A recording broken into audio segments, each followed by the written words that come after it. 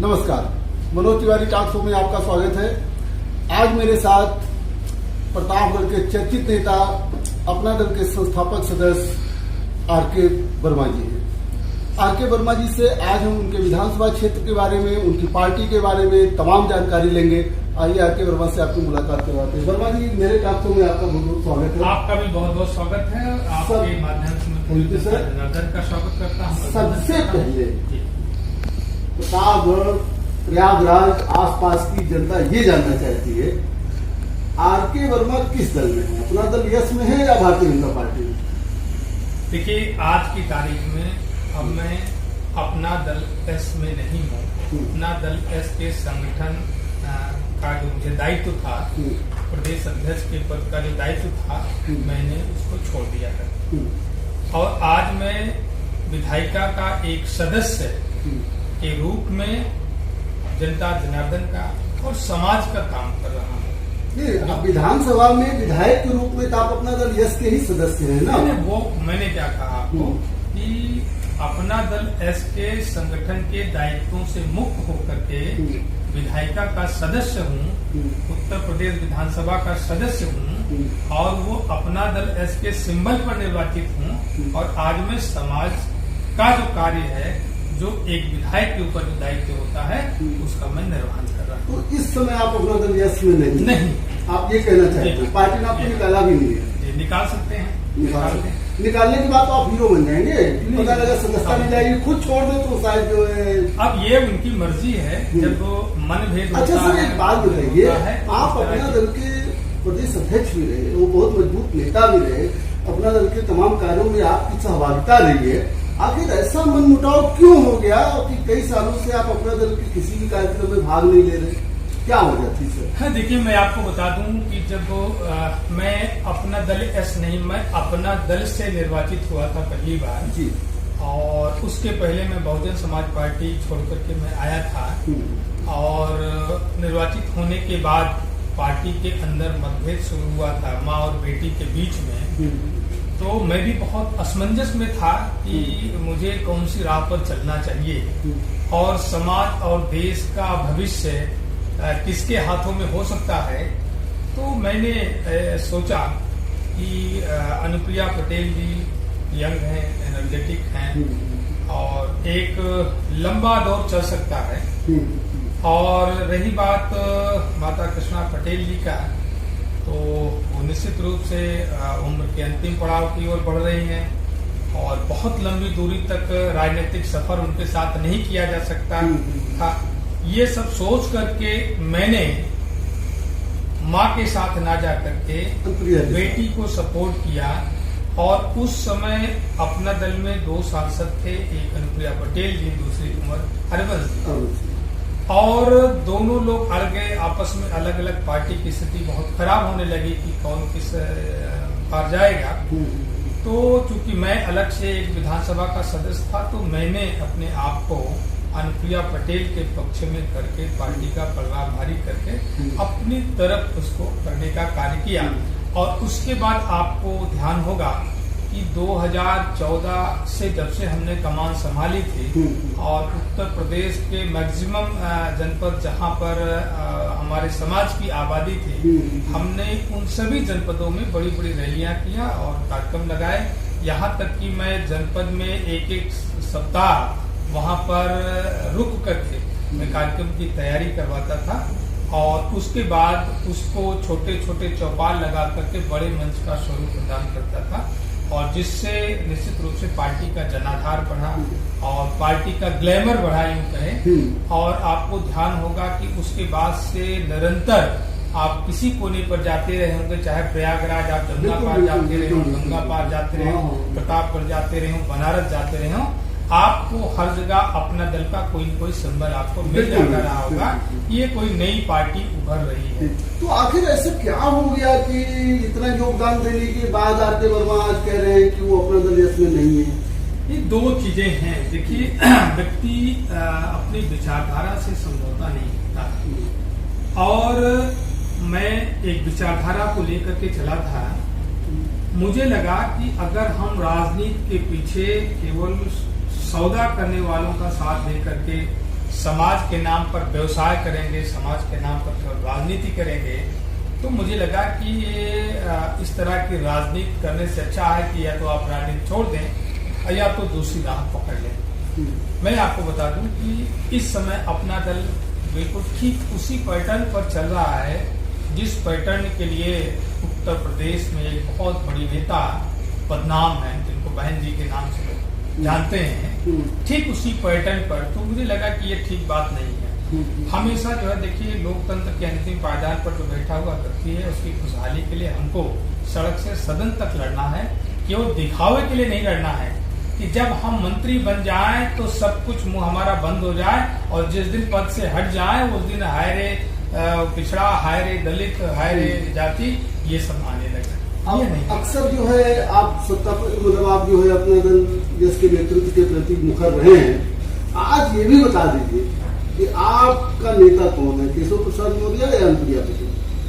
देखिए, आज की तारीख में मैं आपको बता दूं कि अनुप्रिया पटेल हमारी नेता नहीं है और इस जनपद के ही नहीं उत्तर प्रदेश सरकार के, जहाँ तक मैं समझता हूँ, भले ही वो उप मुख्यमंत्री हैं, लेकिन उनके कद का आकलन आप उनकी लोकप्रियता से कर सकते हैं।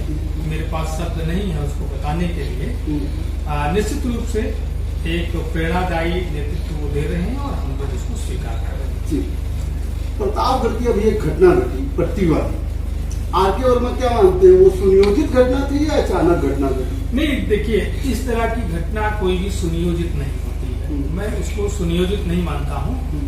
और जो इतना प्रोपेगेंडा हुआ है, देखिए, जाने अनजाने गलती एक पक्ष से होती है और गलतियों का क्रम अगर निरंतर चलता है तो वो गलतियां ऐसा स्वरूप ले लेती हैं जो बहुत ही भयावह होता है।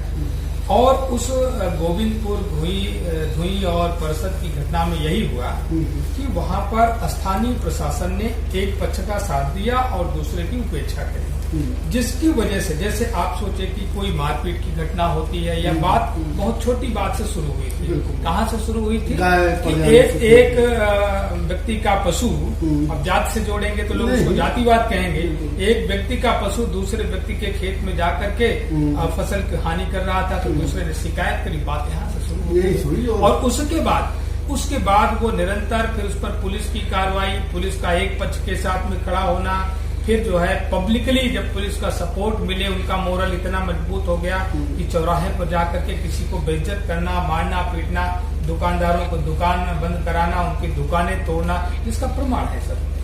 तो ये लगा, आम जनमानस को लगा कि क्या ये प्रशासन केवल एक पक्ष की सुरक्षा करने के लिए है, उनका हौसला बढ़ाने के लिए है और दूसरे पक्ष का दमन करने के लिए है, तो वो पक्ष भी अग्रेसिव हुआ। स्वाभाविक आपको लगता है कि सुनियोजित नहीं था? बिल्कुल सुनियोजित नहीं था। उसमें पुलिस की भूमिका पूरी तरह से गलत थी, इसको मैं आज भी स्वीकार करता हूँ, जिसकी वजह से सरकार की बदनामी हुई और सभी जनप्रतिनिधियों की बदनामी। तो क्या आप समझते हैं कि इस पर राजनीति हुई? उस पर थोड़ी राजनीति नहीं हुई। देखिए, न्याय कराने के लिए, जैसे मेरे संज्ञान में आया, घटना वो 21 तारीख से शुरू हुई थी और 22 को ज्यादा बड़ा स्वरूप हुआ, 23 तक चली थी, ठीक है। और मेरे संज्ञान में जैसे ही आया तो मैंने कप्तान से बात करी और उसके बाद मैंने आईजी से, एडीजी से, डीजीपी से, सबके संज्ञान में मैंने दे दिया कि इस तरीके की बात जो घटना घटित हुई है, अगर उसमें पुलिस, अगर उसकी जो प्रथम कार्रवाई बनती है, अगर वो कार्रवाई करी होती तो निश्चित रूप से जन आक्रोश नहीं होता। आज वहां पर जो दंगा का जो स्वरूप बना है वो केवल पुलिस के प्रति आक्रोश की वजह से बना है, जो एक जातिवाद का स्वरूप लेता जा रहा है। तो निश्चित रूप से डीजीपी साहब ने कहा कि ठीक है, मैं एडीजी से बात कर रहा हूं प्रयागराज और आप लोग तो बिल्कुल पड़ोसी हैं, आप बात कर लीजिए। मैं कहा बिल्कुल मैं बात करूंगा, लेकिन आप पहले उन्हें बोल दें और मैं बात करता हूं। तब तक बात खत्म होती है, तब तक एडीजी प्रयागराज का फोन भी मेरे पास आता है और मैंने घटनाक्रम की जानकारी दिया। तो उन्होंने कहा ठीक है विधायक जी, आप कोई एक पत्र भी मुझे अगर आप दे देंगे तो अच्छा होगा कि हम प्रतापगढ़ की पुलिस की भूमिका की जांच हम करा करके उन पर कार्रवाई करा सकेंगे।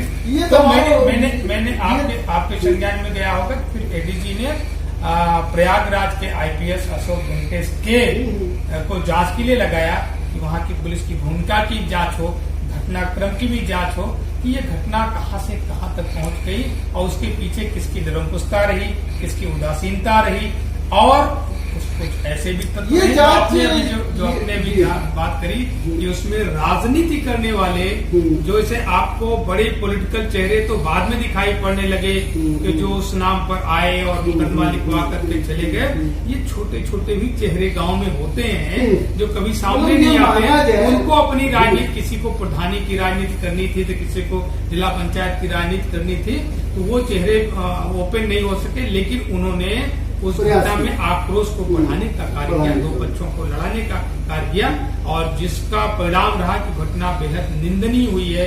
जहां पर पशु जलाए गए, जहां पर घर जलाए गए, पुलिस वहां पर मूक दर्शक बनी रही, तो इस घटना की मैं निंदा करता हूं और ऐसे पुलिस कर्मियों की भी निंदा करता हूं, और आपको विश्वास भी दिलाता हूं कि मैंने अगर लिखा है उनकी जांच कराने के लिए, तो ऐसे पुलिस अधिकारी जब तक दंडित नहीं किए जाएंगे तब तक मेरी कलम भी रुकने वाली नहीं है। आरके पटेल जी के प्रयास से जांच हो रहा है या उनकी या अपना नेता अनुप्रिया पटेल आई तब दबाव ज्यादा बना? ये आपको मैं बता दूं कि आप सभी के पत्रों का संज्ञान ले लीजिए और आप देख लीजिए कि किसके पत्र पर किस तारीख को क्या आदेश हुआ है, तो आपको पता चल जाएगा कि मैंने जब पत्र लिखा था एडीजी को और उन्होंने संज्ञान में लिया, उसके बाद प्रतापगढ़ पुलिस अधीक्षक से वार्ता भी करी और ठीक उन्होंने अगले दिन उस पर एक दूसरे आईपीएस से जांच करने का आदेश 23 तारीख को सब वार्ता होती, 24 को आदेश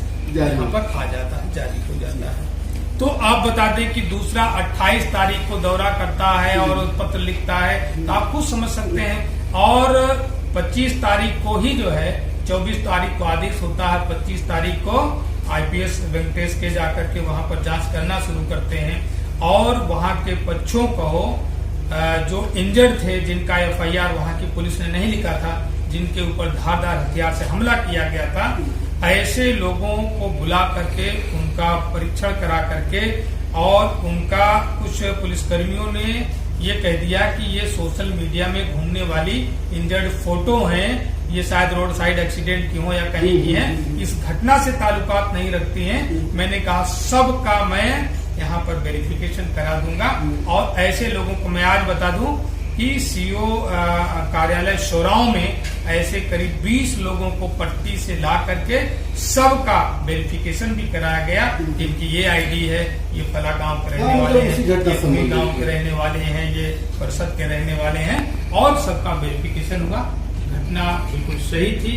वो जो चोटिल थे वो निश्चित रूप से उसी घटना से चोटिल थे और जिस पर विभागीय कार्रवाई उनके ऊपर चल रही है, वहां के पुलिस अधिकारी भी उसके दायरे में आ रहे हैं। उदासीनता करने के, निरंकुशता करने के, शासन की मंशा के विपरीत आचरण करने के दोषी पाए जा रहे हैं और उन पर भी कार्रवाई होनी सुनिश्चित है। रही बात राजनीति करने की, तो देखिए बहुत सारे लोग राजनीति करने के लिए आए, बहुत सारे सामाजिक संगठन चलाने वाले लोग आए और उनका उस परिवार की उस पीड़ा से मतलब नहीं है, वहां की भाईचारा से मतलब नहीं है और उनका सिर्फ मतलब यह है कि कोई पिछड़ों के नाम पर राजनीति करने आया तो कोई जाति के नाम पर राजनीति करने आया। लेकिन सही बात यह है कि जो उनके दिल का इलाज करता है, जो हमेशा उनके सुख दुख में भागीदार होता है, निश्चित रूप से आज कार्रवाई उसी के प्रयासों से हो रही है। और इसके पहले भी बहुत सारे मामले आए हैं। मैं चेहरा दिखाने के लिए नहीं गया, मैं फोटो खिंचवाने के लिए नहीं गया, लेकिन अगर उस प्रकरण में पार्टी के शीर्ष नेताओं से लेकर के जिले के कप्तान तक और पुलिस अफसर में वहां के एसएचओ से लेकर के डीजीपी तक अगर सबसे ज्यादा अगर किसी का फोन गया होगा तो आरके वर्मा का फोन गया होगा। तो मैं आपसे कहना चाहूंगा कि मुझे इस तरह की कहीं की किसी घटना में कोई राजनीति नहीं करनी है। मैं क्षेत्र देख करके राजनीति नहीं करता, गांव देख करके और जाति देख करके राजनीति नहीं करता।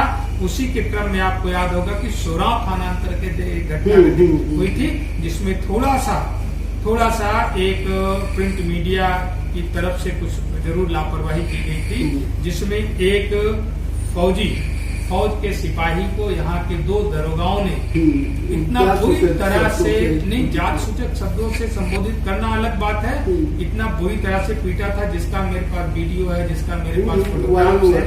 और बिना किसी दोष के मैंने उस घटना का संज्ञान लिया और मैंने फोटो खिंचवाया नहीं, ना आपके पास कोई वीडियो भेजा, ना कोई फोटोग्राफ भेजे, ना सोशल मीडिया में मैंने भेजा। मैं उस पर भी डीजीपी से मैंने बात किया और उन दरोगाओं के खिलाफ भी मैंने जो है मैंने जांच लिखी और जांच मैंने कहा कि एडीएम प्रयागराज से जांच कराने के लिए लिखा और निश्चित रूप से उन दोनों के खिलाफ भी कार्रवाई हो रही है, लेकिन मुझे उसमें कोई वाहवाही नहीं लेनी है, ना उस पर मुझे कोई राजनीति करनी है। हमारे माननीय प्रधानमंत्री जी निश्चित रूप से फौजियों का सम्मान करते हैं, तो हम भी रेडी हैं इस देश के फौजियों के, जिनकी वजह से आज हम लोग सुकून की नींद सोते हैं और सुरक्षित हैं। उनका सम्मान बचाना भी हम सबका दायित्व तो बनता है। इसलिए मैंने स्वतः संज्ञान लेकर के पुलिसकर्मियों के खिलाफ ही कार्रवाई कराने के लिए पत्र भेजा, उस पर आदेश कराया। आरके वर्मा जी से बातचीत जारी रहेगी। वक्त है एक छोटे से ब्रेक का।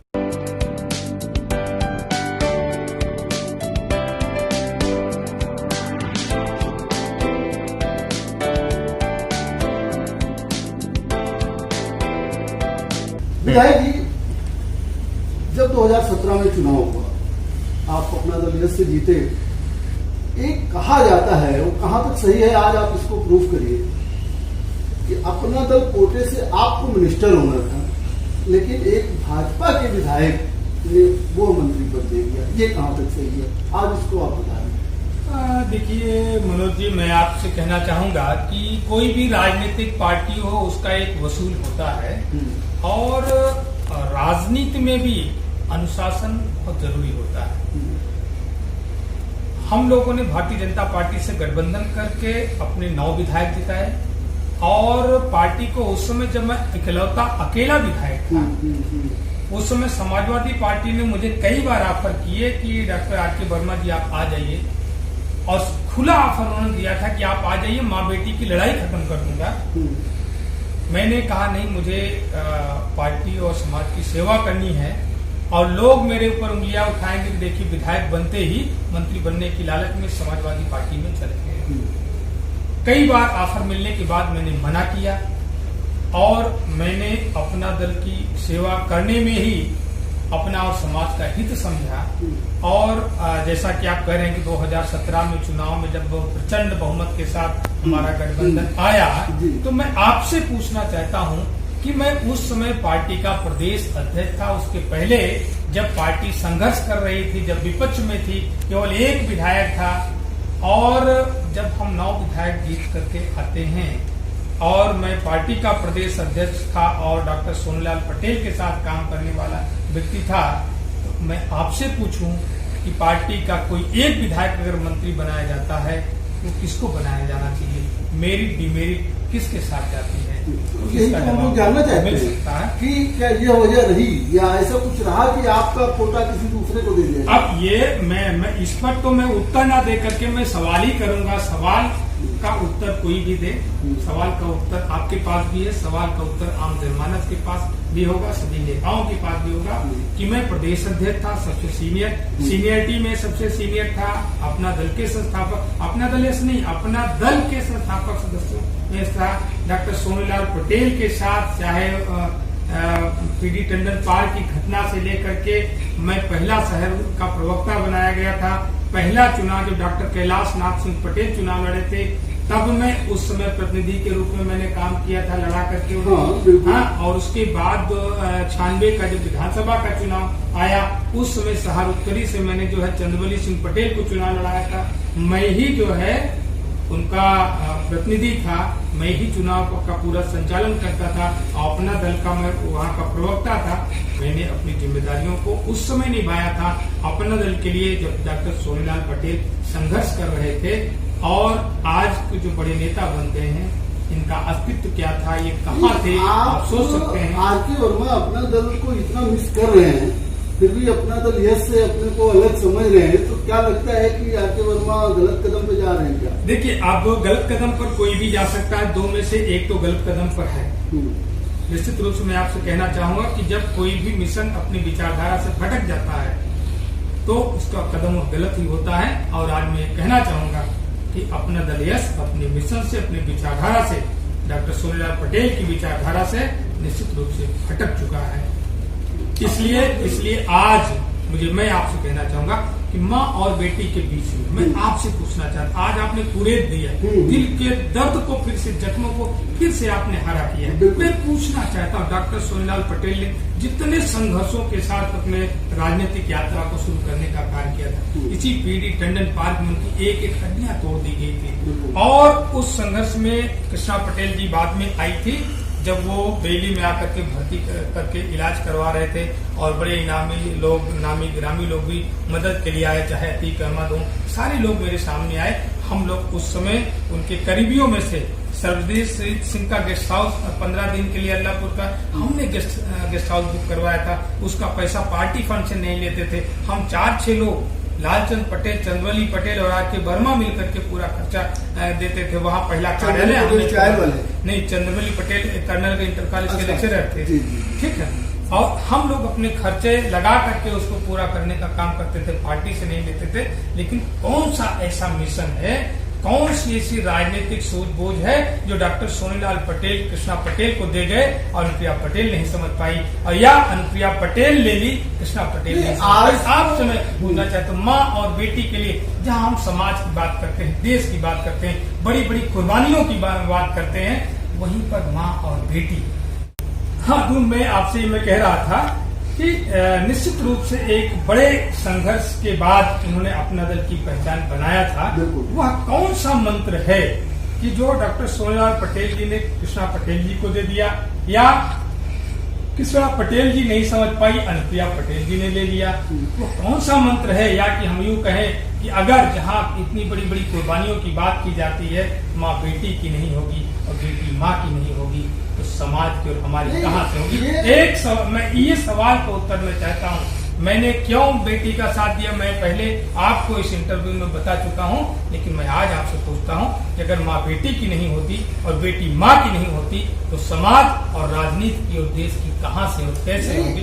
ये सवाल है। पटेल साहब ने ये कहा हो कि आप जो है ये हमेशा बीजेपी के साथ न जाएंगे, मतलब साथ जाने की मैं बात ही नहीं कर रहा हूँ। मैं कह रहा हूँ कि वह कौन सा मिशन की बात थी कि जिसको डॉक्टर सोनीलाल पटेल जी अनुप्रिया पटेल को नहीं समझा पाए या कृष्णा पटेल को नहीं समझा पाए। आज कौन सी चीज है, मतलब मेरा कहने का है कि माँ बेटी क्यों नहीं एक हो सकी? अगर इतनी छोटी बात, जहाँ पर कुर्बानी की बात, अगर इतनी छोटी सी बात कर लोग खत्म नहीं कर सकते, तो दूसरों को जगह कैसे मिलती? कि कृष्णा पटेल अलग गुट चलाती हैं, अनुप्रिया पटेल का एक अपना दल यश है, इसके पीछे आर.के. वर्मा क्या वजह मानते हैं? और क्या हो सकता है कि भविष्य में, अभी तो हमने सुना था बीच में बातचीत भी हो रही थी, वो लोग एक साथ भी आने को तैयार थे? देखिए, मेरी शुभकामनाएं हैं कि लोग मिल जाएं, परिवार मिल जाए, परिवार मिलाने में मुझे खुशी ही मिलेगी। लेकिन राजनीतिक रूप से मैं कहना चाहूंगा कि अब ना तो कृष्णा पटेल से इस प्रदेश की राजनीति में कोई बदलाव आने वाला है, ना ही अनुप्रिया पटेल से कोई बदलाव आने वाला है। जो व्यक्ति इतनी छोटी सी बात, इतनी छोटी सी कुर्बानी नहीं दे सकता कि अपनी माँ को कोई साथ ना ले सके, या कोई माँ अपनी बेटी को साथ ना ले सके, तो समाज इससे अगर उम्मीद करता है तो निश्चित रूप से कमेरा वर्ग की राजनीति कहाँ चली जाएगी? फिर इसका मतलब देखिए, बीजेपी में सम्मिलित हो जाएगी। मनोज जी, मैं ये नहीं कह रहा हूँ कि कमेरा वर्ग की राजनीति को डॉक्टर सोनीलाल पटेल जी ने अनुप्रिया पटेल और कृष्णा पटेल को रजिस्ट्री नहीं कर दिया है, या कमेरा वर्ग जो है अपने आप को गिरवी नहीं रख दिया है।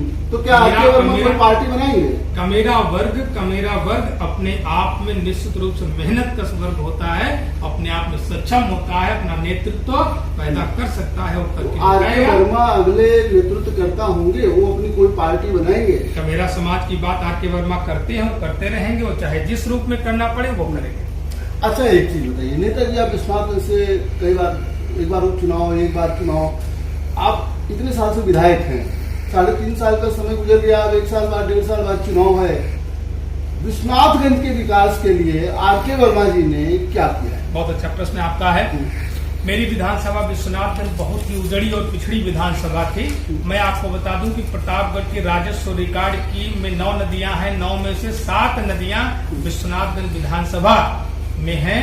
निश्चित रूप से नदियों की वजह से भौगोलिक दशा बहुत बिगड़ जाती है, चाहे वो सड़क का मामला हो, चाहे पुल का मामला हो। और सबसे बड़ी नदी प्रतापगढ़ की सई नदी है और उसके बाद लोनी नदी है। सई नदी पर केवल 3 पुल अभी तक आजादी के 70 वर्षों में हमारी विधानसभा में बने थे। विभिन्न जनप्रतिनिधियों ने अलग अलग सरकार में बनाए थे। और जब से मैं धन्यवाद देना चाहूंगा आदरणीय केशव प्रसाद मौर्य जी को, जो उत्तर प्रदेश सरकार के उप मुख्यमंत्री हैं। उनके आशीर्वाद से आज विश्वनाथगंज विधानसभा की सई नदी पर जो आजादी के 70 वर्षों में 3 पुल बने थे, मैंने इन 3.5 वर्षों में मैं 4 पुल सई नदी पर बना रहा हूं और 3 अन्य नदियों पर पुल बना रहा हूं। 7 पुल बना रहा हूं और एक शहीद कुंवर बहादुर सिंह के नाम पर सई नदी पर 5वां पुल भी मैं स्वीकृत करवा चुका हूं। बहुत जल्द टेंडर होकर के उस पर भी काम शुरू हो जाएगा। अर्थात आप 8 पुल मैं अपनी विधानसभा में, और जिसमें से किसी भी पुल की लागत 10 करोड़ से कम की एक ही नदी तो, पर है अलग नहीं, मैंने बताया कि एक नदी पर 5 पुल। सई नदी जो प्रतापगढ़ की सबसे बड़ी नदी है, आप रायबरेली से देख रहे होंगे उसका आकार क्या है, स्वरूप क्या है। और आजादी के 70 वर्षों में सिर्फ 3 पुल बने थे और 4-5 पुल मैं बना रहा हूँ। 3.5 वर्षों की मेरी उपलब्धि है कि 3.5 वर्ष में ही मैं 5 पुल सई नदी पर बना रहा हूँ और 4 पुल अन्य छोटी नदियों पर भी बना रहा हूँ। रही बात सड़कों की, सड़कों में अभी तक हमारी विधानसभा में चाहे भारत सरकार के सेंट्रल रोड फंड से हो या उत्तर प्रदेश सरकार के स्टेट रोड फंड से, कोई भी सड़क का चौड़ीकरण नहीं हुआ था। सभी जो एक सरकार की पॉलिसी बन जाती है, इतने ग्रामों को जोड़ने के लिए ये योजना के अंतर्गत सड़क बन रही, जो 3.5 मीटर की सड़कें चाहे लोक निर्माण विभाग से बनाई जाए, चाहे वो पंचायती राज से मंडी, इसी तरह जो सड़कें बनाई जाती हैं, केवल वही सड़कें बन पाई थी। लेकिन मैं आपको बता दूं, फिर से मैं धन्यवाद देना चाहूंगा उप मुख्यमंत्री जी को। उनके आशीर्वाद से मैंने अपनी विधानसभा में, अगर मैं नाम लूं आपको, तो सगरा सुंदरपुर से बाबूगंज की तक की सड़क को 7 मीटर चौड़ा करा दिया है। वहीं पर मैं हमारी विधानसभा में जो सबसे बड़ी सड़क है अभी तक, जो एक तरीके से हम कहें तो प्रतापगढ़ और प्रयागराज के लिए बाईपास का काम करती है, जो हमारा कल्याणपुर तक बन गया है। कल्याणपुर से आगे प्रतापगढ़ मुख्यालय कटरा मेदिनीगंज की सड़क को भी उन्होंने टेंडर लगा दिया। 7 तारीख को उसका भी काम पूरा होने जा रहा है, मतलब टेंडर खुलने जा रहा है, उस पर भी काम शुरू होने जा रहा है। आप शनिदेव जाते हैं, जहाँ पर विश्वनाथगंज जो आपको बोर्ड मिलता है, विश्वनाथगंज से होकर के मानधाता होकर के जेठवाड़ा तक 7 मीटर चौड़ी सड़क बन रही है, उसका निर्माण कार्य जारी है। यहीं पर कटरा गुलाब सिंह से लेकर के लक्ष्मीगंज तक की 5.5 मीटर चौड़ी सड़क बन रही है। आपका सगरा सुंदरपुर जो हमारा बॉर्डर है, सगरा सुंदरपुर से पहाड़पुर पूरब गांव 7 मीटर चौड़ी सड़क बन रही है। एक हमारा जो अमेठी से जोड़ने वाला रास्ता, जो वहां पर सकरे वहां जाने के लिए कोई रास्ता नहीं था, हमने छतरपुर से गौराडान होते हुए साहबगंज तक 5.5 मीटर चौड़ी सड़क बना रहे हैं। लीलापुर साहबगंज तेजगढ़ 5.5 मीटर चौड़ी सड़क बना रहे हैं। सड़कों का विकास जो है, सड़कों का चौड़ी सड़कों का जाल हमारी विधानसभा में बिछ जा रहा। मैंने कहा कि अभी तक एक भी सड़क किसी भी जनप्रतिनिधि ने, किसी भी सरकार ने चौड़ी नहीं बनाई थी, चौड़ीकरण उसका नहीं कराया था, उसका सुदृढ़ीकरण नहीं कराया था। लेकिन मैंने उप मुख्यमंत्री जी के आशीर्वाद से अपनी विधानसभा की लगभग कोई भी सड़क जो 10 किलोमीटर के ऊपर है, सभी सड़कों का चौड़ीकरण मेरे यहाँ हो रहा है। और इसके लिए मैं अपनी सरकार को, माननीय योगी आदित्यनाथ जी की सरकार को, और इस विभाग के मुखिया माननीय उप मुख्यमंत्री जी केशव प्रसाद मौर्य जी को मैं बहुत बहुत इसके लिए बधाई दूंगा कि उन्होंने विश्वनाथगंज की तस्वीर को बदलने में अपना आशीर्वाद प्रदान किया। विधायक जी, एक चीज और बताइए, आज की तारीख में अभी और कौन कौन से काम बचे हुए हैं जिसमें शैक्षणिक विकास के काम हो? सड़क तो हो गई है, बहुत अच्छा, शैक्षणिक विकास के काम हो, स्वास्थ्य के काम हो, तो इसमें कौन कौन से काम बचे जो अभी शेष करना है? आपने निश्चित रूप से बहुत अच्छा प्रश्न किया है। शेष तो मेरे पास रह नहीं जाएगा, और मैं समझता हूं कि अगर आप सड़कों का विकास करते हैं तो उसके साथ साथ अगर शिक्षा के रास्ते पर आप 2 कदम आगे नहीं बढ़ाते हैं तो विकास अधूरा रह जाता है। मैंने उत्तर प्रदेश सरकार में योजनाएं नहीं थी, उत्तर प्रदेश सरकार के पास धन का अभाव था, जिसकी वजह से मैंने खुद अपने प्रयास से भारत सरकार की प्रधानमंत्री जन विकास कार्यक्रम योजना अंतर्गत अपने प्रयागराज के मंत्री माननीय मुख्तार अब्बास नकवी जी हैं, इनके विभाग से मैंने अपने बहुत सारे विधायकों को जानकारी नहीं होती थी। मैं वहां पर जा करके जब सचिव के पास जब बैठता था तो लोग हमें चाय पिलाते थे और कहते थे कि विधायक जी मुझे बहुत अच्छा लगता है कि उत्तर प्रदेश से गिने चुने लोग केवल 2-4 लोग आते हैं, बाकी उत्तर प्रदेश का कोई विधायक तो यहाँ आता नहीं है। और माननीय मंत्री जी के आशीर्वाद से मैंने अपनी विधानसभा में 2 डिग्री कॉलेज, 2 राजकीय degree college, 2 polytechnic college, 1 ITI college और उत्तर प्रदेश सरकार से 1 थाना, 2 चौकियां मैंने स्थापित कराने के लिए उसकी स्वीकृति करा करके वो टेंडर प्रक्रिया में प्रक्रियात्मक है। बहुत जल्द लॉकडाउन नहीं हुआ होता तो अब तक सबका आधा कार्य संपन्न हो गया। मतलब अगला विधानसभा अगर आप विधायक बनते तो कुछ रह नहीं जाएगा करने को। देखिए, विकास एक निरंतर प्रक्रिया है। आज हमें गर्व हो रहा है कि हमने 3 मीटर 3.5 मीटर चौड़ी सड़क को 7.5 मीटर बनाई। हो सकता है फिर सपना हुआ कि 7 मीटर की सड़क 10 मीटर की हो जाए, 1 डिग्री कॉलेज की जगह पर हर जगह डिग्री कॉलेज हो जाए। तो ये निरंतर विकास जी कि जिससे आम लोगों को रोजगार मिले। ठीक है, स्कूल बहुत महत्वपूर्ण प्रश्न आपका आया है। और कभी अगर आपको लगे तो अगर आप उत्तर प्रदेश की विधानसभा जाएं तो लाइब्रेरी जा करके देख सकते हैं। मेरे पास भी रिकॉर्ड होगा कि मैं जब से, चाहे मैं विपक्ष में रहा हूं चाहे सत्ता पक्ष में रहा हूं, मैंने प्रतापगढ़ में रोजगार को लेकर के मैंने बहुत चर्चाएं कराई है। और मैंने हमेशा बल दिया है कि प्रतापगढ़ एक ऐसा जनपद है जहां पर एक तरफ बड़े बड़े राजे रजवाड़े रहते हैं तो दूसरी तरफ बड़े पैमाने पर गरीब परिवार के लोग रहते हैं, जो अपनी रोजी रोटी कमाने के लिए कोई दिल्ली में जाकर के रिक्शा चलाने का काम करता है तो कोई मुंबई में जाकर के वहां पर टैक्सी चलाने का काम करता है, कोई सूरत की फैक्ट्रियों में जाकर के साड़ी कपड़ा की फैक्ट्रियों में मजदूरी करने का काम करता है। बड़े पैमाने पर मजदूर पलायन करते हैं। अगर हम उन मजदूरों के हाथ में रोजगार दे देते हैं तो निश्चित रूप से प्रतापगढ़ ही नहीं बल्कि पूरा उत्तर प्रदेश विकास के पथ पर आगे बढ़ेगा। और इसी विश्वास के साथ मैंने सदन में कई बार चर्चा कराई और उसका परिणाम है कि माननीय मुख्यमंत्री जी ने आंवले को, जो प्रतापगढ़ का आंवला था, आंवले को ODOP अंतर्गत, 1 डिस्ट्रिक्ट 1 प्रोडक्ट के अंतर्गत आंवले को चयनित किया है। और उस पर काफी यहाँ के छोटे छोटे जो उद्यमी थे, जो अभी तक केवल च्यवनप्राश और आंवले की मिठाई लड्डू बनाने तक सीमित रह गए थे, अभी उनको सब्सिडी के साथ 10 करोड़ 15 करोड़ 20 करोड़ इस तरीके से कई लोगों को रोजगार बढ़ाने के लिए धन निर्गत करने का कार्य किया है। तो निश्चित रूप से 6 महीने 7 महीने 8 महीने में जब उसका स्वरूप विकसित हो जाएगा तो लोगों को रोजगार भी मिलेगा। और अभी इतने से रोजगार पूर्ण नहीं हो पाएगा क्योंकि बेरोजगारों की तादाद बहुत ज्यादा है। मैं तो ये कहना चाहूंगा, भारत आपके माध्यम से भारत सरकार से भी अपील करना चाहूंगा, उत्तर प्रदेश सरकार से भी अपील करना चाहूंगा कि जब तक भारत के कोने कोने में कुटीर उद्योग नहीं लगेंगे, लघु उद्योग नहीं लगेंगे, तब तक बेरोजगारी खत्म नहीं होगी। हम सरकारी नौकरी दे करके कभी बेरोजगारी खत्म नहीं कर सकते हैं। इसलिए स्किल डेवलपमेंट प्रोग्राम को, स्किल डेवलपमेंट मिशन जो भारत सरकार का है, जब उसको हम सही मायने में ला करके गांव के दहलीज तक ला करके खड़ा करेंगे तब जाकर के लोगों को रोजगार मिल पाएगा। क्योंकि आज भारत में बड़े पैमाने पर ऐसे स्किल्ड लोग हैं जो नेचुरली स्किल्ड हैं, जो प्राकृतिक रूप से स्किल्ड हैं और उसी सहारे अपनी जीविका चलाने का काम कर रहे हैं। जैसे आप उदाहरण ले सकते हैं, किसी एक गांव की बाजार से लेकर के शहर तक आप देखेंगे, अगर आपके हाथ में घड़ी लगी है तो इस घड़ी को रिपेयर करने वाला व्यक्ति आपके मोहल्ले में ही बैठा होगा। जिस कार से आप आए होंगे उस कार को, मोटरसाइकिल को ठीक करने वाला मैकेनिक भी आपके मोहल्ले में मिलेगा। इसी तरीके से चाहे एसी ठीक करने वाला मैकेनिक हो, प्लम्बर का काम करने वाला व्यक्ति हो, मशीनिस्ट का काम करने वाला व्यक्ति हो, ये सब नेचुरली स्किल्ड है। इन्होंने भारत सरकार या उत्तर प्रदेश सरकार की किसी योजना से ट्रेनिंग नहीं लिया है, इन्होंने ITI नहीं लिया है, इन्होंने बीटेक भी नहीं किया है, ये नेचुरली स्किल्ड है।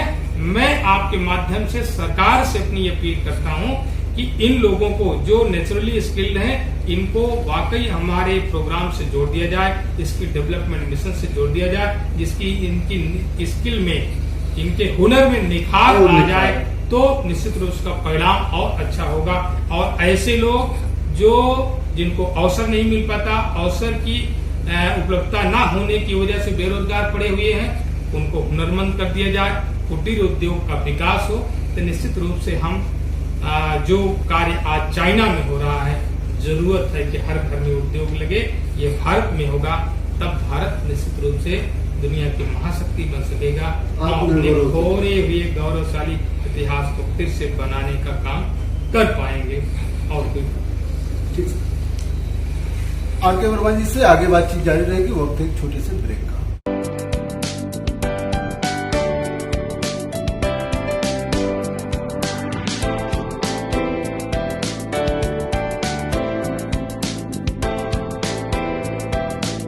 ब्रेक के बाद आपका स्वागत है।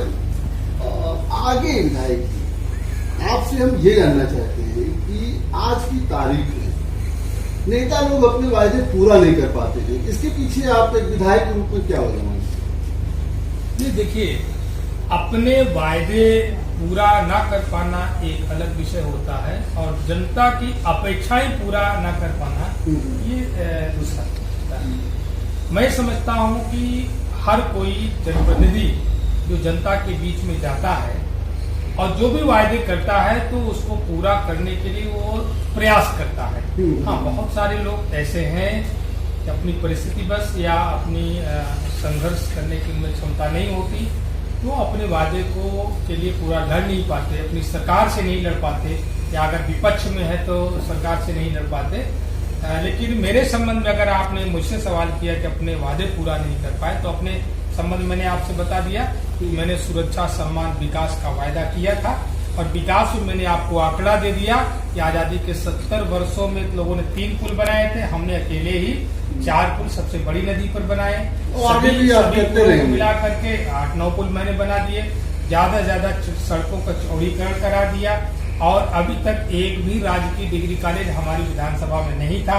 2 की स्वीकृतियां करा करके काम शुरू होने वाला है, 2 पॉलिटेक्निक कॉलेज। तो ये अलग बात हो गई कि लोग क्यों नहीं पूरा कर पाते। उसके लिए जहां तक मैं ये समझता हूं कि देखिए, चाहे आप विपक्ष में हो या सत्ता पक्ष में, विपक्ष में रह करके मैंने देखा था जब अखिलेश यादव जी मुख्यमंत्री थे, उस समय भारतीय जनता पार्टी और कांग्रेस के राष्ट्रीय लोकदल के बहुत सारे ऐसे विधायक नेता थे जो अखिलेश के पास बार बार जाकर के कान में बात कर करके अपना काम करा लेते थे। और मैंने भी उन्हीं से सीखा था कि उस समय मैं भी जो है कोशिश करता था, भले ही सदन में मुझे अखिलेश यादव की आलोचना करनी होती थी, आलोचना करता था, लेकिन जब मुझे काम होता था तो मैं मुख्यमंत्री से जाकर के मिल करके अपनी बात को रखने में कभी हिचकता नहीं था।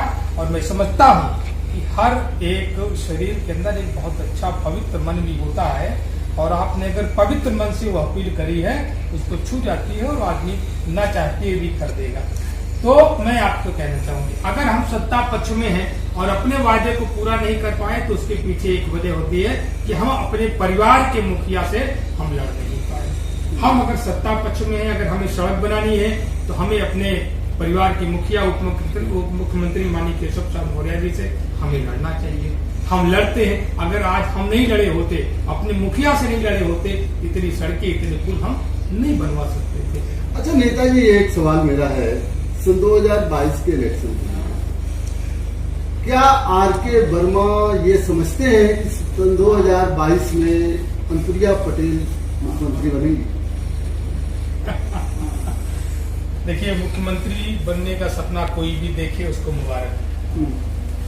कोई मुख्यमंत्री बनने का सपना देख रहा है तो मैं उसके ऊपर मैं कोई भी कमेंट नहीं करना चाहूंगा। हर कोई मुख्यमंत्री बने, जो भी सपने देख रहा हो वो सपने देखे। सपने तो निश्चित रूप से लोग देखते हैं और देखना भी चाहिए।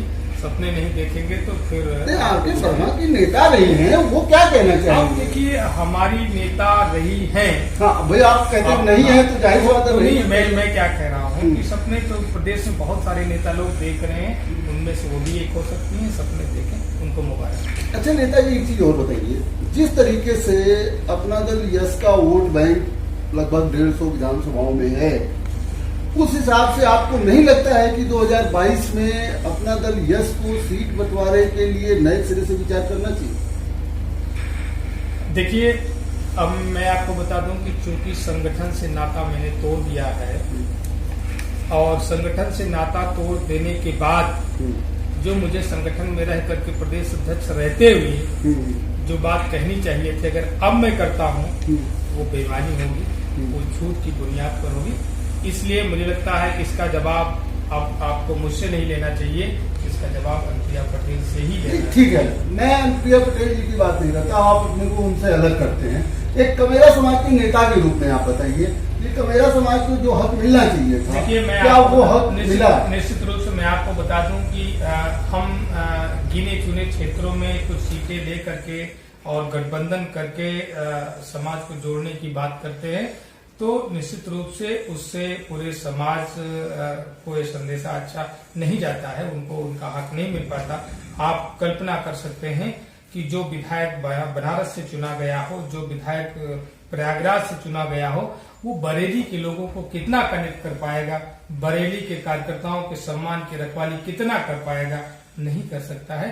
इसलिए मैं समझता हूँ कि जहां पर आपके संगठन की स्थिति मजबूत है, जहां पर हमारा अच्छा जनाधार है, वहां पर हर एक जनपद में वहां सीट लेनी चाहिए और अपने कार्यकर्ताओं को जिता करके लाना चाहिए, ना कि धन पशुओं को।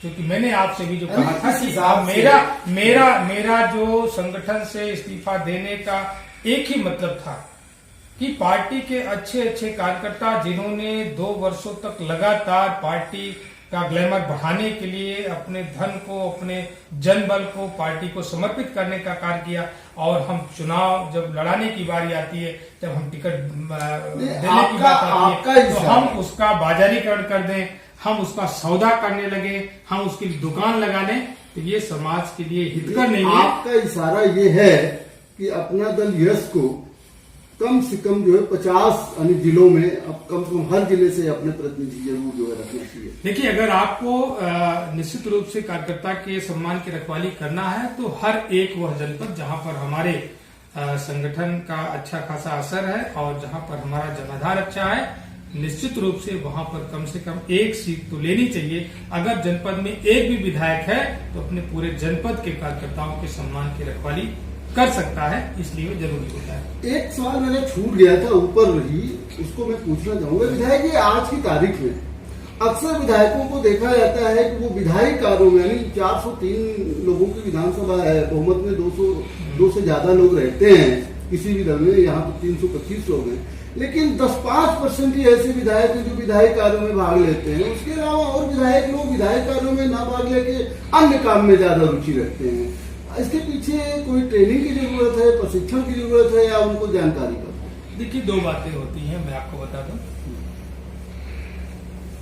जब सदन की कार्रवाई संचालित होती है तो उसमें सत्ता पक्ष और विपक्ष 2 स्वरूप विधानमंडल के भीतर बनते हैं। बिल्कुल। और हमेशा अवसर जो मिलता है वो विपक्ष को मिलता है। जैसे लगता है कि हमारे यहाँ का विधायक कुछ नहीं किया, हमारे यहाँ का विधायक कभी सदन में बोलता नहीं मिला। देखिए, हमेशा जब सदन की कार्रवाई शुरू होती है तो सदन की कार्रवाई की संचालन नियमावली 1958 के तहत होती है, और उसमें 1-1 मिनट का निर्धारण होता है कि वह मिनट किस प्रक्रिया के अंतर्गत रखा गया है और किस रूप में किस तरह के मुद्दे सदन के भीतर लाए जाएंगे। जैसे 11 बजे का सदन शुरू होता है तो 11 बजे सबसे पहले प्रश्नोत्तर क्वेश्चन आवर होता है। तो प्रश्नोत्तर काल में तो लगभग चाहे सत्ता पक्ष विपक्ष, ज्यादातर प्रश्न तो विपक्ष ही लगाता है, लेकिन हमारे कुछ सत्ता पक्ष के भी क्वेश्चन लगाते हैं और उसका उत्तर मिलता है, लिखित भी मिलता है और लिखित भी मिलता है, ओरल भी मिलता है, जो जैसा प्रश्न उपलब्ध रहे। नहीं, उपलब्धता पर नहीं होता है। आपने प्रश्न की कैटेगरी क्या लगाई है? अतारांकित है, तारांकित है तो अलग अलग जो है, या अल्पसूचित है अलग। तो जो जैसा प्रश्न रहेगा उसका उस रूप में जवाब वहां पर मिलेगा। लेकिन उसके बाद जो है कार्य स्थगन एक बहुत महत्वपूर्ण प्रक्रिया है सदन के भीतर की, और कार्य स्थगन का ज्यादा से ज्यादा समय विधानसभा की कार्रवाई में होता है, और निश्चित रूप से कार्य स्थगन की प्रक्रिया केवल और केवल विपक्ष लाता है। कोई भी सत्ता पक्ष का विधायक अपने सदन की कार्रवाई को स्थगित कराना नहीं चाहता है। तो कार्य स्थगन हमेशा विपक्ष लाता है, इसलिए विपक्ष के गिने चुने लोग लगता है कि वो ज्यादा एक्टिव है विधायी कार्यों में, बाकी लोग कम एक्टिव हैं। तो हाँ, लेकिन अगर आप विपक्ष में रह करके अपनी भूमिका शुरू करते हैं तो मुझे लगता है कि आप एक ज्यादा परिपक्व, बहुत अच्छे परिपक्व विधायिका के जानकार हो सकते हैं। अगर आपने अपनी शुरुआत केवल सत्ता पक्ष के विधायक के रूप में करी है तो विधायिका के अच्छे जानकार होना मुश्किल बात होती है। तो मैं आपको माध्यम से मैं कहना चाहूंगा कि विपक्ष में रह करके सीखने को बहुत कुछ मिलता है। विपक्ष में रह करके विधायी कार्यों की जानकारी बहुत अच्छी होती है और जानकारी हासिल करना पड़ता है। जैसे जब बजट पास होता है, मैं आपको बता दूं 2014 जून में ये बजट आया था मेरे समय, तो जून के बजट में में था माननीय स्वामी प्रसाद मौर्य जी ने मुझे बुलाया और तब तक मैं ज्यादा बसपा के लोगों से मिला नहीं था, क्योंकि मैं खिन्न होकर के बसपा से अलग हुआ था। तो उसमें प्रतिपक्ष के नेता स्वामी प्रसाद मौर्य जी थे, उन्होंने कहा कि डॉक्टर साहब आपको कल कई मंत्रियों के बजट के खिलाफ आपको कटौती प्रस्ताव आपको रखना है, आप अपनी तैयारी कर लो। मैंने कहा कि जी भाई साहब क्या रखना है, तो उन्होंने कुछ विभागों के नाम बताए, कुछ चिकित्सा बताया। मैंने कहा उसमें कोई टेंशन की बात नहीं है। उन्होंने एक विभाग बताया साइंस एंड टेक्नोलॉजी और स्किल का भी था, तो जिसमें प्रोफेसर अभिषेक मिश्रा काफी पढ़े लिखे मंत्री लोग थे। तो उन्होंने कहा कि पढ़े लिखे मंत्रियों का जवाब जो है पढ़ा लिखा व्यक्ति ही कायदे से दे पाएगा, इसलिए आपको जिम्मेदारी दी जाती है और आप इसकी तैयारी करिए, जा करके लाइब्रेरी में आप पढ़ लीजिए, खोल लीजिए। जब मैं लाइब्रेरी में गया तो आपको मैं बता दूं कि साइंस एंड टेक्नोलॉजी का बजट ही किसी ने कटौती प्रस्ताव उसका नहीं रखा, वो ऐसे पास हो जाया करता था। उस पर कोई विपक्ष चर्चा ही नहीं कराता था। मैंने पहली बार जो है स्किल पर भी, स्किल डेवलपमेंट पर भी जो है मैंने चर्चा कराई, साइंस एंड टेक्नोलॉजी पर भी चर्चा कराई, अन्य जो भी मुझे मिला। तो एक कहने का तात्पर्य है कि जब आपको जिम्मेदारी दी जाएगी सरकार के खिलाफ कुछ करने के लिए, बात रखने के लिए, तो आपको बहुत सारी चीजों को खोजना पड़ेगा, पढ़ना पड़ेगा और वो जानकारी आपको मिलेगी जो आपके काम आएगी, आपको मिलेगी। अगला सवाल ये है कि आर.के. वर्मा, राजनीति पर बात करता हूँ, 2022 का चुनाव विश्वनाथगंज से लड़ेंगे या किसी दूसरी सीट से? देखिए, विश्वनाथगंज विधानसभा निश्चित रूप से जिसने हमें इतना सम्मान दिया, जहाँ के कार्यकर्ताओं ने इतना सम्मान दिया, जहाँ की जनता ने इतना सम्मान दिया कि मेरे खिलाफ इतने बड़े बड़े धुरंधर लोग लड़ते रहे हैं और जनपद प्रतापगढ़ जहाँ राज्य रगड़ाओं का जनपद है, बड़े बड़े गुंडे, अपराधी, माफिया जहाँ पर चुनाव में सक्रिय रहते हैं और मैं तो एक किसान का बेटा हूँ और मेरे सामने लोग न जाने कितने करोड़ रुपए जनता के बीच में बांटने का काम किया, लेकिन फिर भी अगर लोग मुझसे बड़ी शिकस्त पाते हैं तो निश्चित रूप से उसके पीछे जनता का स्नेह है, जनता का दुलार है। मैं ऐसी जनता को छोड़ना नहीं चाहूंगा। पार्टी कौन सी होगी? पार्टी, मैं अपना दल एस के सिंबल से विश्वनाथगंज विधानसभा में दूसरी बार निर्वाचित हुआ, लेकिन मैं आपको अभी से बता दूं कि 2022 में अगर विधानसभा का आम चुनाव होता है तो होगा, तो मैं अपना दल एस से प्रत्याशी नहीं बनूंगा, लेकिन लड़ूंगा विश्वनाथगंज विधानसभा से। वही तो पार्टी जानना है, पार्टी से लड़ेंगे, निर्दल लड़ेंगे? भारतीय जनता पार्टी हो सकती है। भारतीय जनता पार्टी के साथ टाइअप है अपना दल यस का, बिल्कुल वो सीट अपना दल यस की है, तो ये नहीं कर सकते। देखिए, अपना दल यस ने किसी सीट की रजिस्ट्री तो कराई नहीं है। अगर रजिस्ट्री कराई थी तो प्रतापगढ़ पार्लियामेंट की सीट को छोड़ करके संगमलाल गुप्ता भारतीय जनता पार्टी, मतलब भारतीय जनता पार्टी आपकी सीट के बदले कोई दूसरी सीट अपना दल यस को देगी। मैं ये कह रहा हूँ कि उन्होंने स्वतः क्यों छोड़ करके प्रतापगढ़ छोड़ करके ये स्वतः कैसे आप मान सकते? समझौते में उन्होंने स्वतः, समझौते में नहीं था, उन्होंने स्वतः प्रतापगढ़ पार्लियामेंट छोड़ करके अपने दूसरे प्रत्याशी को सोनभद्र में दिला दिया।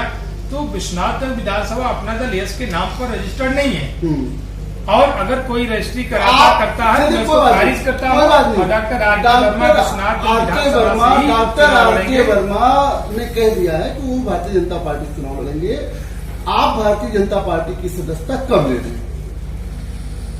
देखिए, मैंने कहा कि पहले अपना दल यस के नेताओं से मैं कहता हूं कि मुझे निष्कासित कर दें। निष्कासित करने के बाद ही मैं दूसरी सदस्यता लूंगा।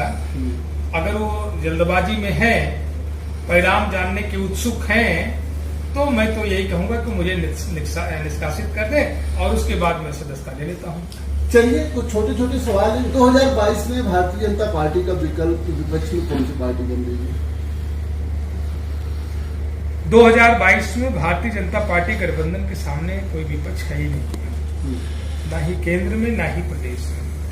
आज की तारीख में आप देख लें, समाजवादी पार्टी, बहुजन समाज पार्टी, अगर जो ये लोग दम भरते थे, बहुजन समाज पार्टी और समाजवादी पार्टी मिल करके जो दम भरते थे और दोनों मिल करके जो दम भरे, जिनका परिणाम ये रहा, जिनका असर ये रहा, तो आप सोच सकते हैं आज ना तो मिलने की जरूरत, विधानसभा चुनाव लोकसभा चुनाव से अलग नहीं होता है क्या? नहीं, मैं मानता हूँ, दिल्ली में 7 सीट मैं मानता हूँ, के बाद बीजेपी मैं मानता हूँ झारखंड की सारी सीट जीतने के बाद विधानसभा नहीं जीतता है तो नहीं, उसके पहले भी केजरीवाल ने काम किया था। मैं आपको बता दूं, इस मामले में पार्टी से हट करके केजरीवाल ने दिल्ली में जो जमीन पर गरीबों के लिए, पुअर सेक्शन के वेलफेयर के लिए केजरीवाल ने जो काम किया वो सराहनीय काम किया। अच्छा, मैं भारतीय जनता पार्टी में आस्था रखता हूं। इससे हट करके मैं कह रहा हूं कि निश्चित रूप से मैं उत्तर प्रदेश सरकार के एक जनप्रतिनिधि के रूप में भी हूं, लेकिन मैं इस बात को स्वीकार करता हूं कि केजरीवाल ने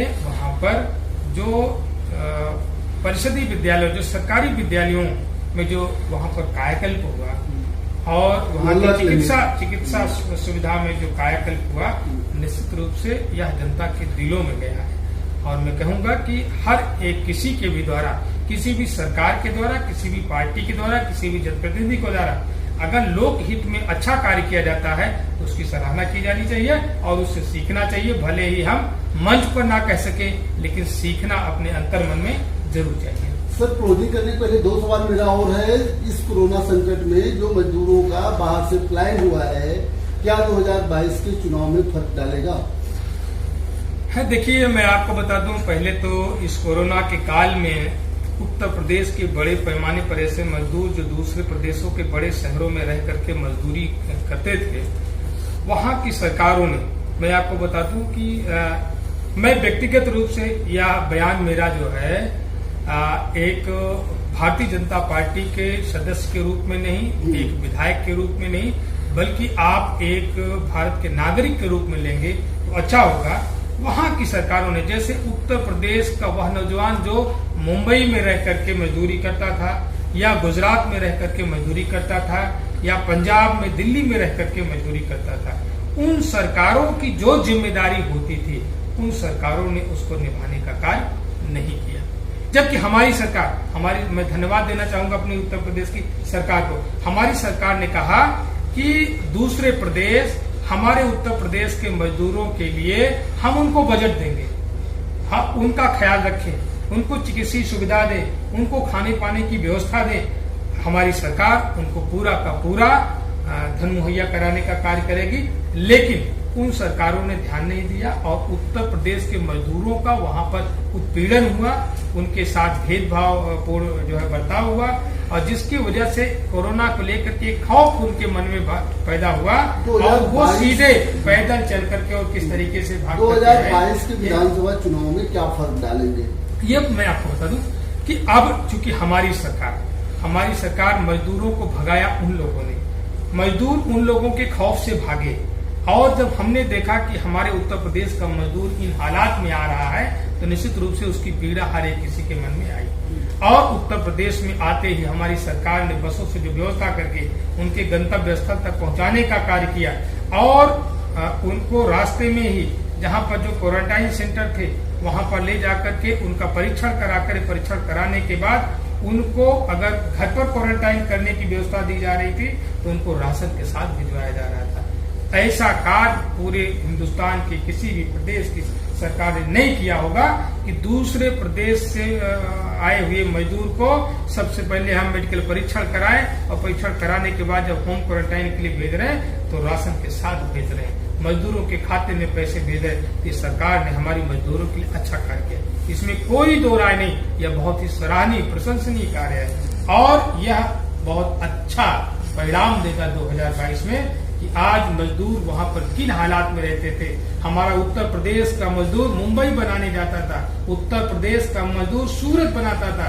और उन सूरत के लोगों से, मुंबई के लोगों के द्वारा जो दुर्व्यवहार किया गया, आज हम उत्तर प्रदेश बनाने की बात करते हैं और आज उत्तर प्रदेश में वो माहौल भी बन रहा है और निश्चित रूप से 2022 तक बिल्कुल आपको बहुत बड़ा सकारात्मक परिवर्तन नजर आएगा। अच्छा नेताजी, 2022 में आर.के. वर्मा पर्सनली मुख्यमंत्री किसको देखना चाहते हैं, केशव प्रसाद मौर्य को या योगी आदित्यनाथ? मैं आपको बता दूं कि यह अनुशासनहीनता हो जाएगी। मैंने कहा कि अगर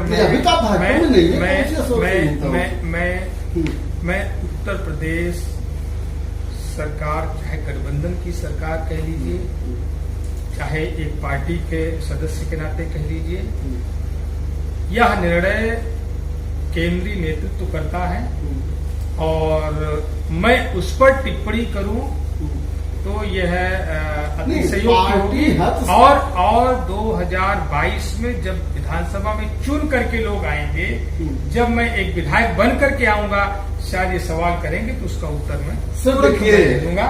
लेकिन अभी लोग थोपे जाते हैं, सीएम जो है बहुत जगह ऊपर से ही थोपे गए लोग, सांसद बहुत बार नहीं होता, सांसद थे लेकिन जो है सीएम के लिए उनको नाम दिया। अब मैं पर्सनल, आप अक्सर पार्टी से हटकर भी बात करते हैं, तो एक लाइन पार्टी से हटकर बताइए कि आपकी पहले पसंद कौन है, योगी जी या केशव जी?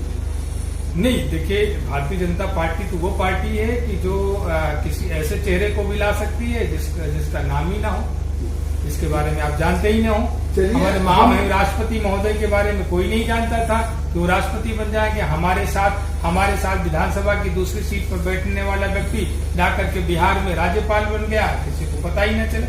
तो ये भारतीय जनता पार्टी है, केंद्रीय नेतृत्व हमेशा निर्णय करता है कि वो उत्तर प्रदेश के किसी भी चेहरे को जिसपे विश्वास जमेगा उसको मुख्यमंत्री के रूप में प्रमोट करेंगे, विधायक जी स्वागत करेंगे, आपसे सम्मान करेंगे। एक अंतिम सवाल हमारा ये, विश्वनाथगंज की जनता को विधायक आर.के. वर्मा क्या संदेश देना चाहेंगे?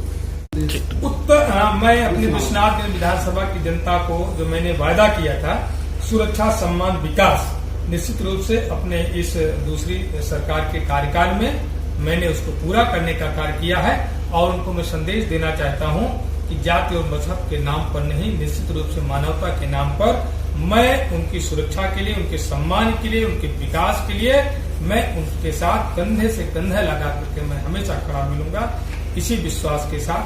जय हिंद। विधायक जी, आप हमारे टॉक में भाग लिए, इसके लिए आपको बहुत बहुत धन्यवाद।